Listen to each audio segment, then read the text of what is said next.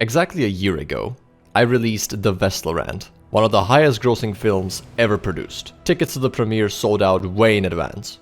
In the sequel to one of the best movies ever produced, we will be discussing her buff state. Welcome to the Yap session. Hand of Light. This move finally got its rank restrictions lifted so that you can hit it even in rank 3. This means two things. Number one, you have a skill that you can hit while on downtime to not burn any conviction and still damage the enemy a little bit. And two, new players can finally use all of Vestal's skills as she comes out of the box. Why the move didn't ship just like this is beyond me. With this one change, is the move still a contender for the worst skill in the game? Probably not. Is it the best thing since sliced bread?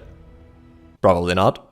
The Confessor version remains probably the most useful one, as it cleaves the front two and gives weak on mastery, albeit weak is kind of a meme the moment Ordainment enters the question, being effectively minus 10 or minus 35% damage for the enemy, while still maintaining full effectiveness against the player because, you know, classic purple hook balancing. Chaplain version still generates block to a random adjacent hero, locked into rank 1 and 2.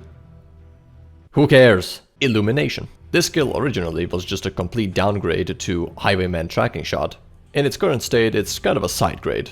Instead of applying combo and removing all dodge and stealth, it applies daze and then removes dodge and stealth. Is this skill any better than before? Well, anything is better than doing literally nothing, so by definition it has to be. In practice, not really. There is, however, a forbidden jutsu you can do with this move. In kingdoms against beastmen with their berserk tokens, if they roll daze as one of their non-resistible debuffs and you outspeed them, you can hit illumination and daze them again for a stun. Sadly, your chances of outspeeding anything as Vestal are about as high as Leper resisting a push.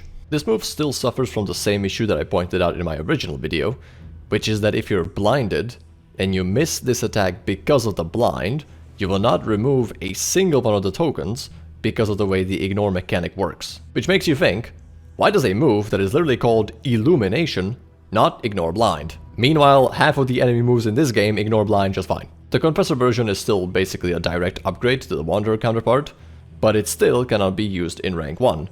Meaning if you get pulled there or shuffled because of an ambush or something, you're basically SOL. Judgment. Charge up for 3 turns to deal 8 damage and no burn. I'm only half joking when I say that. But still, 8 damage over 3 turns is still more damage than Leper pumps out over the course of 6. Real talk, Judgment is actually not even a bad skill. In my original video, I kinda unfairly trashed it for being really bad, even though it's actually completely fine as an ability. The utility of being able to hit both rank 1 and 4, and anywhere in between, is really good. I just wish there wasn't a 3-turn necessary setup to deal any real damage. The real glow-up, however, is Confessor Judgment. Original Confessor Judgment was just a complete meme as an ability, power crept to hell and back by antagonist coup de grace, but now, over the course of 3 turns, you can straight up just stun the enemy. And since Confessor gets native debuff res piercing per every conviction token she has, even if the stun doesn't stick, there's a very high likelihood that the double vol and double weak will stick. Of course, the stun is what you're going for, so if you manage to get a stun and the double vol and the double weak, that enemy is just not playing the game anymore. Really, really good ability. Divine Grace. Sadly, not much has changed about this ability. The threshold on Unmastered version did get moved from 25% to 33%, so you no longer have to upgrade the skill for it to even be usable. However, it still retains its full 2-round cooldown, while still maintaining its soft cooldown of requiring conviction to get any real healing output out of it. The Mastered version increases the chance of a crit heal, but it only increases it to 15%, which is unreliable at best. So sadly, this move is still kind of ass. But at least now you no longer have to burn one of your mastery points just to make a move exist. Consecration of Fortitude. This move remains unchanged on both paths. If you want my full opinion on this, go watch the original video. TLDR, niche ability, very useful in those niche situations. Moving on. Ministrations. This move got a very slight change on the Chaplain path, where it actually pushes its launch ranks from 4 and 3 to 1 and 2. This was one of my biggest complaints with this move, the fact that you couldn't use it up front. So if you wanted to play Bonk Vestal, you basically had to sacrifice using this ability. But now the Chaplain can use it, it's actually not that bad. I would have preferred that the launch ranks for all paths would be changed from like 4 and 3 to 4, 3, 2. but I suppose this is a decent trade-off. Maze Bash. I'm not gonna lie, I have a couple issues with this move. It does only 1 more damage, both minimum and max, than Judgment, with better crit on upgrade, but for some reason the double damage is locked behind 3 conviction instead of 2. Why is the plus 100% damage not consistent for both Judgment and Maze Bash? Why does it ignore defensive tokens when I can remove them with some other ability like Hand of Light or Illumination? Why does this move not get changed on Chaplain at all? Why won't Margaret return my calls? So many questions, no answers to either of them. Sanctuary. For reasons beyond mortal understanding, this move is still horrible on Chaplain, the path that is specifically designed to tank. Like seriously, explain to me, why does this move have to suck so bad? It loses the stress heal, meaning you can't use her as a support stress healer. It only generates 1 block plus compared to Defender. Like seriously, why can't it just generate 2 block plus? Who cares if it's the same? It already has a cooldown. If you recall my previous video, I mentioned how this move is worse than Defender because Defender didn't have a cooldown at the time. Well, guess what? Defender now does have a cooldown, and it's still worse. Even on Chaplain, the path that is specifically designed to tank and get punched in the fucking face. Seriously, why does Man-at-Arms have to power creep every single thing in this fucking game? It's been an issue since early access and it has not stopped. Consecration of Light. No changes made to either Wanderer or Seraph. It's still just as good as before. Moving on. Divine Comfort. This move remains completely unchanged, meaning it is just as useless as before at stopping any DOT from killing you on death's door to the first check. The heroes on average already have garbage dot res anyway, and the moment you put Ordainment into the equation, it gets even worse. Do not believe the propaganda that this move will ever be good until Ordainment is adjusted. Oh, but Ranger, you're not thinking of Icon of Light. One of the best trinkets in the game. Yeah, let me just find that trinket. And also, if anyone suggests a specific trinket required to fix a move, you are already losing the plot. The move should be good already out of the box, and made even better with that trinket, not fixed. Mantra. Yeah, remember this move from the last video?